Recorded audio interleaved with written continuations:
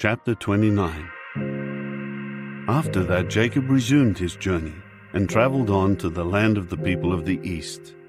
Now he saw a well in the field and 3 droves of sheep lying down next to it, because they usually watered the droves from that well. There was a large stone over the mouth of the well. When all the droves had been gathered there, they rolled away the stone from the mouth of the well, and they watered the flocks, after which they returned the stone to its place over the mouth of the well. So Jacob said to them, "My brothers, what place are you from?" To which they said, "We are from Haʹran." He said to them, "Do you know Laban, the grandson of Naʹhor?" To which they said, "We know him." At this he said to them, "Is he well?" They replied, "He is well. And here is his daughter Rachel, coming with the sheep."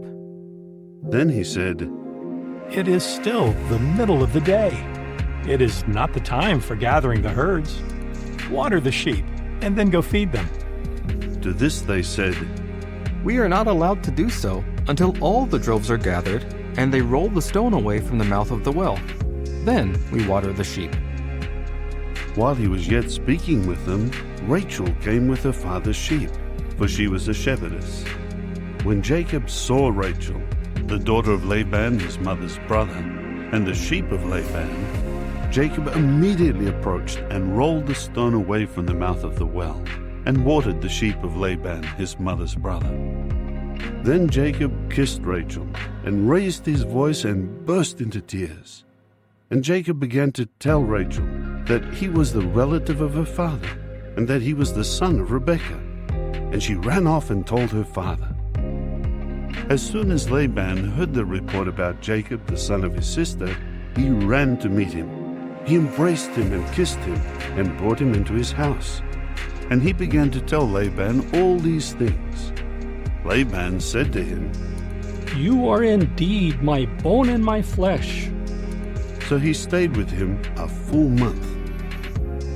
Laban then said to Jacob, "Just because you are my relative, should you serve me for nothing?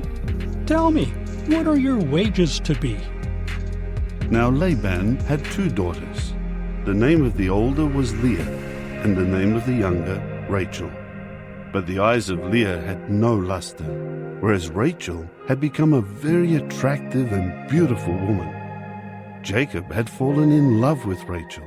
So he said, "I am willing to serve you 7 years for your younger daughter Rachel."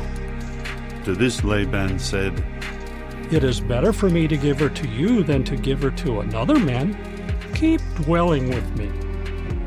And Jacob served 7 years for Rachel. But in his eyes, they were like just a few days because of his love for her. Then Jacob said to Laban, "Give over my wife, because my days are up, and let me have relations with her." With that, Laban gathered all the men of the place and made a feast.